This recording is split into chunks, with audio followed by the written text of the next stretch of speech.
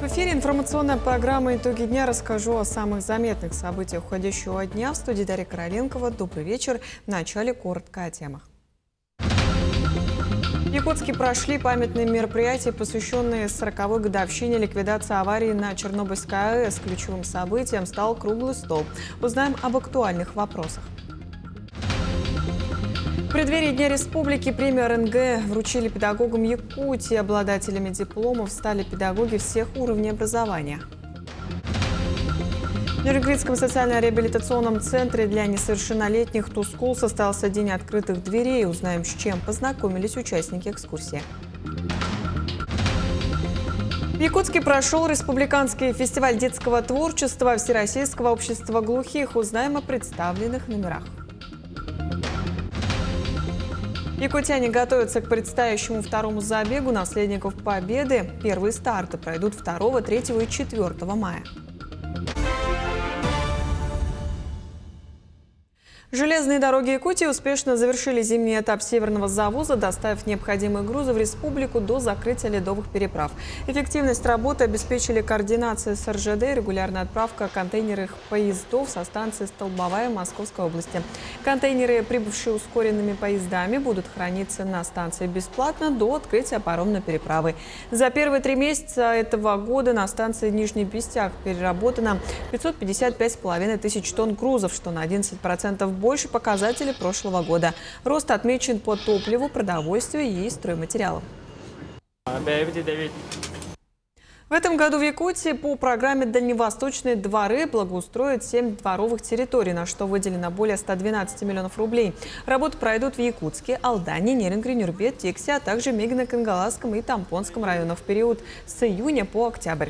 В рамках проектов планируется отремонтировать проезды и тротуары, установить детские и спортивные площадки, смонтировать освещение и создать безбарьерную среду для маломобильных граждан. Программа, продленная по поручению президента России до конца этого года, реализуется в рамках национального проекта «Инфраструктура для жизни». В Алдане прошел 3-й съезд заместителей глав районов Якутии, курирующих строительную отрасль. Главный вопрос на повестке – как ускорить строительство жилья и сделать его качественнее. Какие итоги подвели на съезде, расскажет Руслан Павлов. Сегодня Алданский район по праву считается одной из передовых строительных площадок Якутии. Именно поэтому здесь прошел 3-й по счету слет заместителей глав муниципальных образований республики, курирующих строительную отрасль. Как отметил министр строительства Якутии Виктор Романов, такой прямой диалог между муниципалитетами – это важная площадка для обмена опытом. Лейтмотивом дискуссии стала программа переселения из аварийного фонда. Все действующие механизмы по градпланированию, эффективно использовать территории в Алданском районе, они очень качественно применены. Да? При этом на сегодня остается ряд нерасселенных домов, остатков из-за дефицита. Мы этот вопрос уже решили. В текущем году примерно на 1,5 миллиарда нам останется законтрактоваться, и, соответственно, все остатки по аварийному жилью до 1 января 2017 года они будут решены. Участники слета обсудили не только квадратные метры, но и комплексный подход к развитию территорий. Новые стандарты позволят сделать современное жилье в Якутии качественным и долговечным, независимо от удаленности и развития территорий. У нас 3 участка комплексного развития. Они все нам позволяют быть в рядах первых в части даже Российской Федерации, в части строительства зданий и сооружений по этому комплексному развитию территории. Конечно же, слет нам дал положительные результаты. Мы ожидали, что будет принято решение по выделению средств до завершения 2-го этапа, и этого добились. У нас на сегодня есть объекты, которые мы готовы передать жителям и в городе Тамоти, и в городе Алдане. Совместная работа муниципальных властей и профильного министерства в Алдане подтвердила, строительная отрасль республики готова к новым вызовам. Строительство жилья и других социальных объектов в поселениях Алданского района является тому подтверждением. У нас запланировано на текущий год строительство 2 многофункциональных культурных центров в селе Хатастырь, в селе Кутана. Кроме того, у нас если говорить о ближайшей 5-летке, то на 28 год запланировано строительство школы общеобразовательной на 450 мест в городе Алдан. Также есть еще ряд объектов в соответствии с указом главы республики. На примере Алдана коллеги со всей Якутии увидели, как комплексный подход позволяет в сжатые сроки превращать площадки старой застройки в современное жилье и общественное пространство. Алданский район на уровне районов, кроме города Якутска, впервые хорошо начал применять механизмы комплексного развития территории. Да, это впервые здесь применены механизмы комплексного развития территории индивидуальной жилой застройки. 5 проектов было принято, они уже на стадии реализации. Потом разрабатывается мастер-план большого проекта, который будет учитывать не только жилищное строительство, но и социальную инфраструктуру и так далее. И здесь как раз-таки строятся жилые дома доступной аренды. Главный итог встречи – это не только осмотр. В Якутске прошли памятные мероприятия, посвященные 40-й годовщине ликвидации аварии на Чернобыльской АЭС. На сегодняшний день на территории республики проживают 59 ветеранов и ликвидаторов, чьи заслуги в устранении последствий радиационных катастроф были отмечены в рамках программы. Ключевым событием стал круглый стол, на котором обсуждались актуальные вопросы социальной защиты, здравоохранения и жилищно-коммунального обеспечения граждан. В обсуждении приняли участие представители профильных региональных министерств и отделений Социального фонда России по республике. Особое внимание уделено мерам государственной поддержки и механизмам оказания адресной помощи участникам тех событий. К нашему счастью, на сегодняшний день аварий на радиационно опасных, таких крупных, как Чернобыльская АЭС, либо авария на Челябинске 40, это маяк, да, вот таких, к нашему счастью, не происходило. Но сегодня мы пригласили тех участников, ветеранов Советского Союза, которые принимали участие в ликвидации чрезвычайных ситуаций, обусловленных авариями на радиационно опасных объектах. Всего на территории, по данным на отделении Пенсионного фонда, проживает 59 человек. Так, например, в честь 40-й годовщины в Мирнинском районе также проходят торжественные мероприятия, в ходе которых ликвидаторам вручают памятные медали и знаки 40 лет ликвидации аварии на Чернобыльской АЭС. Подробности далее в сюжете. Сегодня мы чтим тех, кто принимал активное участие в ликвидации аварии на Чернобыльской АЭС. В первую очередь это наши коллеги пожарной части, которые первые приняли этот смертельный бой. Первыми, кто бросил вызов стихии, стали герои. Пожарные расчеты, забыв о себе, ринулись в пекло, в самое сердце радиоактивного ада. Их мужество и их самоотверженность – это то, что невозможно забыть. Сегодня в часовне пожарной части звучат слова молитвы, память о тех, кто отдал свои жизни, кто пострадал, спасая мир, увековечена в этот скорбный день. Мы помним с вами, что 26 числа будет эта годовщина. Мы немножко раньше, но также совершаем молитву о тех, кто ценой своей жизни и здоровья делал так, чтобы как можно меньше последствий было для всех живущих в то время и для нас с вами сейчас. И в администрации города Мирный сегодня тоже особая атмосфера. Сегодня чествуют тех, кто, пройдя через ад Чернобыля, продолжает жить, оставаясь примером стойкости и мужества. Среди них Андрей Цурупа. В свои 25 лет он был призван военкоматом, брошен в самую гущу событий. После аварии, оставив позади прошлое, он нашел новый дом в столице Алмазного края в 1987 году. Повестку повезли в 12 часов ночи. В 5 утра уже были в военкомате. В Донецк доехали. Там же загрузили в самолеты и в Белую Церковь. Там переодели нас в солдатское и туда. И все. Ночью туда приехали. Там землянка какая-то была, выходом. Вода, короче, утром потом по палаткам раскидали. Пока освоились, а потом на саму атомную. И все. Каждому, кто внес свой вклад в ликвидацию последствий, были вручены памятные знаки, символические награды, олицетворяющие 40 лет с момента той страшной даты. Эти знаки – дань уважения, признание подвигов, напоминание о том, какой ценой была заплачена сегодняшняя безопасность. Анна Васильева, Мирный. Сотрудники службы спасения Якутии приняли участие в диктанте Победы в необычных условиях внутри водолазной барокамеры. В акции участвовали 9 спасателей на базе учебно-тренировочного комплекса сразу после тренировочных погружений. Барокамера предназначена для отработки навыков и имитации погружений в условиях, приближенных к реальным, что является важнейшей составляющей профессиональной подготовки спасателей и водолазов. Такой нестандартный формат мероприятия призван подчеркнуть связь поколений и верность современных спасателей традициям служения Отечеству.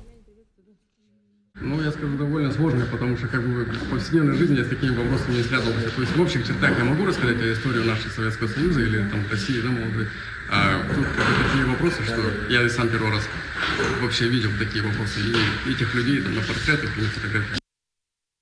В День Республики пройдет прямая линия с главой Якутии. Жители смогут услышать ответы на самые актуальные вопросы. Часть обращений получит разъяснения на самой трансляции. Остальные передадут в профильные министерства и ведомства.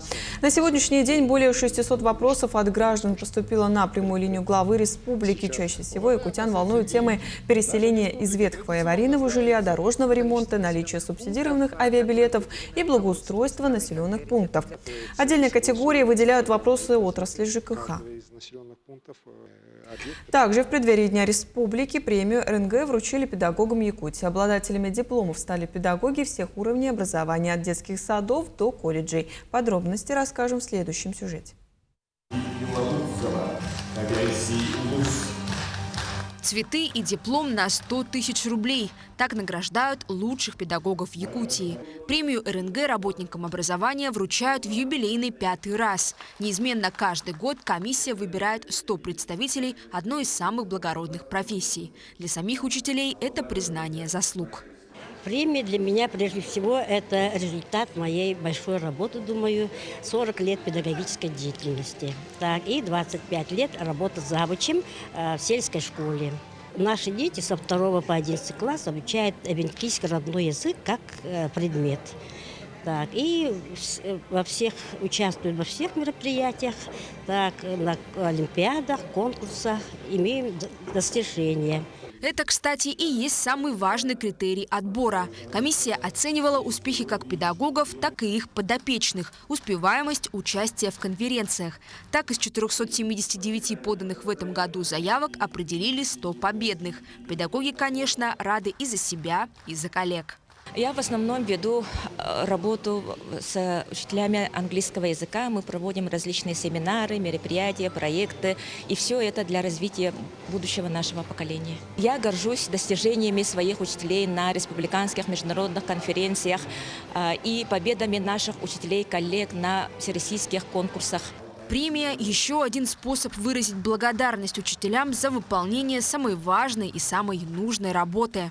Эта премия имеет большое значение в развитии кадрового потенциала нашей республики, за вклад в развитие образования, воспитания подрастающего поколения.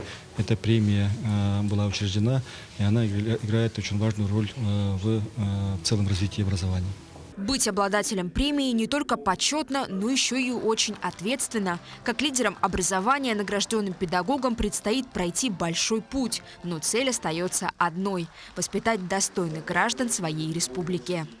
Ржена Гармаева, Илья Сыромятников, Якутск. В мае в российских школах традиционные звонки заменят на песни о Великой Отечественной войне. Акция пройдет в рамках всероссийского проекта Минпросвещения «Мелодии вместо звонков». В перечень композиций вошли такие известные произведения, как «День Победы», «Журавли», «Синий платочек» и «О той весне». Оператором проекта выступает Центр развития детей «Прогресс». Ранее в апреле звонки в школах уже заменяли мелодиями, посвященными Дню космонавтики. В Нерюнгринском социально-реабилитационном центре для несовершеннолетних «Тускул» состоялся День открытых дверей. Мероприятие позволило представителям сферы образования поближе познакомиться с работой учреждения и его программами поддержки детей. Подробности в следующем сюжете.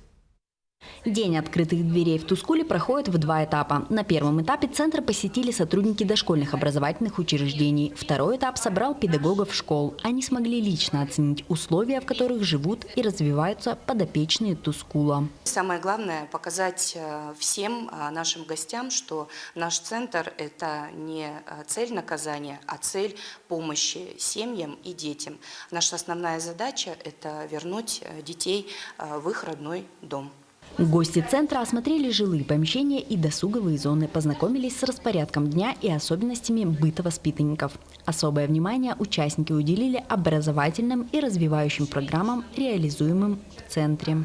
Есть игровая, кино можно посмотреть, всякие мультфильмы. Потом у нас есть 2 планшета, можно играть. Есть приставка, тоже можно играть. На улице гуляем? Да, ходим гуляем.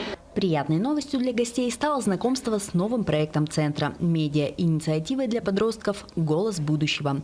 Проект стартовал в этом году при финансовой поддержке фонда Тимченко и уже активно вовлекает воспитанников в мир медиа. Дети будут учиться быть в будущем и журналистами, и видео, и фотография. То есть это все объединено в одно медиапространство, где им будет и комфортно, да, то есть это и психологическая служба. Сначала это было задумано для детей, находящихся в трудной жизненной ситуации, те, которые у нас находятся непосредственно в центре и которые стоят на всех учетах. Но мы решили расширяться и приглашать детей всего района, сотрудничать с детскими домами, привлекать детей с особенностями. То есть для того, чтобы каждый мог кто-то социализироваться. Для подростков это очень актуально, потому что мы телефон у них не уберем в наше время, да, но мы можем их научить безопасности использования интернета, ресурсов, которые есть, и обеспечить немножко профориентацию в будущем. Организаторы уверены, что проект не только развивает творческие способности ребят, но и помогает им обрести уверенность в себе, освоить востребованные цифровые навыки и по-новому взглянуть на свои возможности. День открытых дверей завершился обсуждением перспектив дальнейшего сотрудничества между Тускулом и образовательными учреждениями. Участники выразили готовность к обмену опытом и совместным проектам на благо детей. Екатерина Павлова, Захар Головин, Нерюнгри. В пригороде Якутска стартовали съемки фильма, основанного на реальных событиях. История про отца, готового пойти на риск, чтобы вылечить своего ребенка, легла в основу киноленты. Манящая своей красотой Север сыграл с главным героем-дальнобойщиком злую шутку. О съемках киноленты расскажет Вероника Таюрская. Прототипом главного героя выступил Алексей Басов. Дальнобойщик с 8-летним стажем решил сменить профессию, ездить на север и в соседние регионы России, чтобы спасти своего ребенка. История, ставшая уже фантастической, произошла в 2021 году. Было закрытие зимника, то есть предложили рейс на Чукотку увезти дорожный грейдер. Он был без кабины, потому что он был не в габарите, и уже на заводе ребята сделали так, чтобы кабина уехала раньше. Дорога уже была закрыта. Уже машин было мало, и принял решение поехать сам на этом грейдере. И согнал его, нашел в Среднеколымске тракториста, который мне объяснил, как пользоваться этой техникой. Взял с собой солярку, чай и печенье и поехал. Звездный состав картины впечатляет. В ленте сошлись актеры Иван Добронравов, Михаил Тройник и Юлия Снегирь. За камерой же стоит известный многим якутянам оператор Максим Арбугаев. С ними бок о бок играют не профессиональные актеры, а водители спецтехники Иркутской нефтяной компании, которая выступила спонсором фильма. Позвонили. Старший механик мне сказал: Василий Алексеевич, ты будешь участвовать в съемках с Игорем Николаевичем Нефедовым. Вас утвердили, сниматься в кино. Я думаю, что сначала это, не брал это всерьез-то. Потом другие люди позвонили, говорят: да, действительно, будете участвовать в съемках. Я сам говорил, 200 человек у вас есть, почему именно меня там выбрали, а не кого-то из них, из 200 человек? Не знаю, говорит, подходишь вроде на роль. Я говорю: спасибо вам, механик. Посмеемся, говорит, вместе. Я даже не ожидал, что такое будет. Думал, механик пошутил. Актер Иван Добронравов стал тем самым киношным Алексеем Басовым. У нас всегда на съемках это очень радует. Отца, который ради своего ребенка пошел на довольно сомнительное в плане безопасности путешествие. Но он считал и считает, что это очень важно. Кинолента расскажет о жизни и судьбе, о рисках ради семьи, о дружбе и, конечно же, любви. Посмотреть киноленту можно будет зимой 2027 года. Вероника Таюрская, Иван Сорокаумов, Хатасы.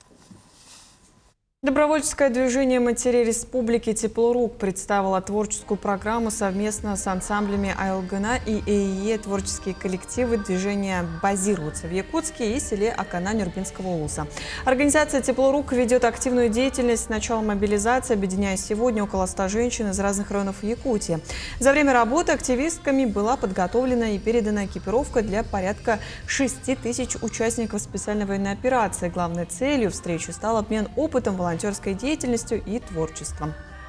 Музыка объединяет все народы, и вообще музыкой можно передать свои какие-то внутренние переживания или радости.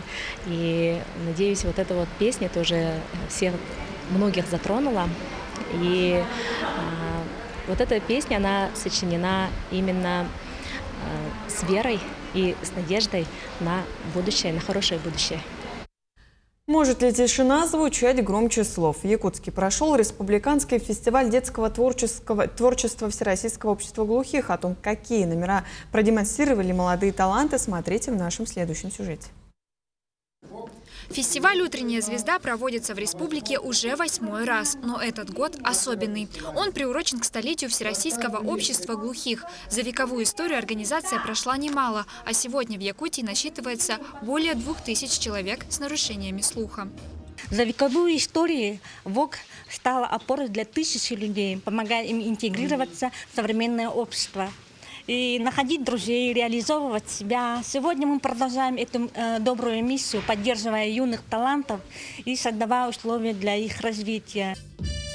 В Доме культуры РЛ собрались более 40 юных талантов до 18 лет с города и из разных улусов республики – Намского, Нюрбинского, Верхневилюйского и Усалданского. Ребята из коррекционных школ-интернатов продемонстрировали невероятные способности в 4 номинациях.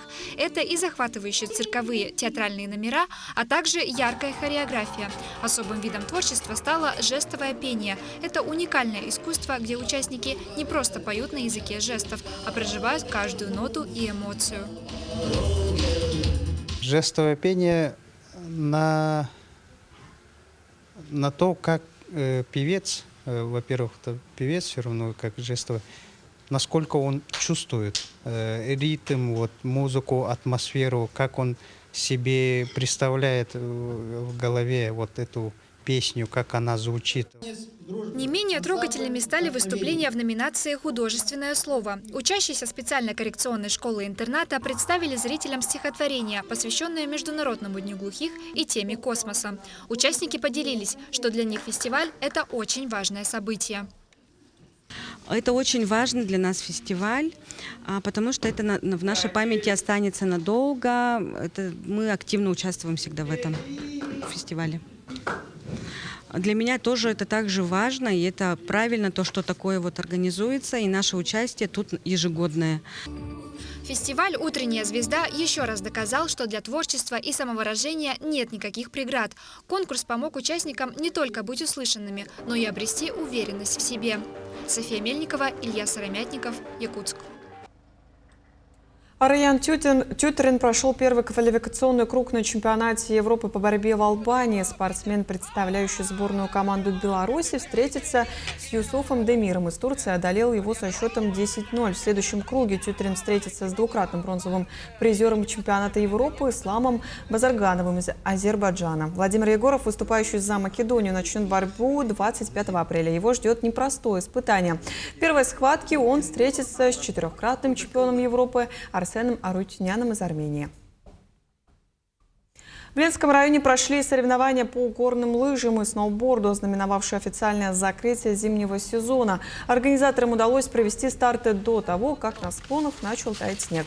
В заездах приняли участие 30 человек, среди которых были как опытные профессионалы, так и любители активного отдыха. Программа мероприятия началась с торжественного открытия, после которого спортсмены вышли на дистанцию в дисциплине спалом. По итогам заезда среди девушек лучший результат на склоне показала Елизавета Авдеева, завоевавшая титул чемпионки. Среди любителей у нас приняло 11 человек, мужчины и женщины разных возрастов. Вот. Все победители, призеры были награждены у нас медалями, грамотами, и отдельные призы были учреждены семьей Черных. Организаторами данных мероприятий был спорткомитет. Якутяне готовятся к предстоящему второму забегу наследников Победы «Помним, гордимся, благодарим». Первые старты пройдут 2, 3 и 4 мая в Кангаласах, Тулагина, Мархе, Магане, Хатасах и Пригородном. Остальной же большой забег начнется 10 мая в Якутске на площади Дружбы. В этом году участниками мероприятия станут более 2000 человек. И помимо взрослых и пожилых будут бегать и дети. Дистанции символические: 2 километра для взрослых и 500 метров для детей. Само мероприятие отличается от всех традиционных забегов тем, что люди соревнуются не на время, а бегут во имя единой благой цели, и это добавляет определенной, наверное, важности мероприятию. Плюс ко всему мы открываем беговой сезон в городе Якутске вот этим первым забегом. Принять участие в забеге может любой желающий от 5 лет. Для этого нужно будет пройти регистрацию на едином сайте забегпобеда.рф. И после окончания забега наследников Победы в городе Якутске пройдет ежегодная эстафета на призы газеты «Якутия», которая проходит с 1941 года, объединяя все предприятия города. По традиции она будет в этот же день, 10 мая. К этому часу это все актуальные новости. До встречи в дальнейших эфирах.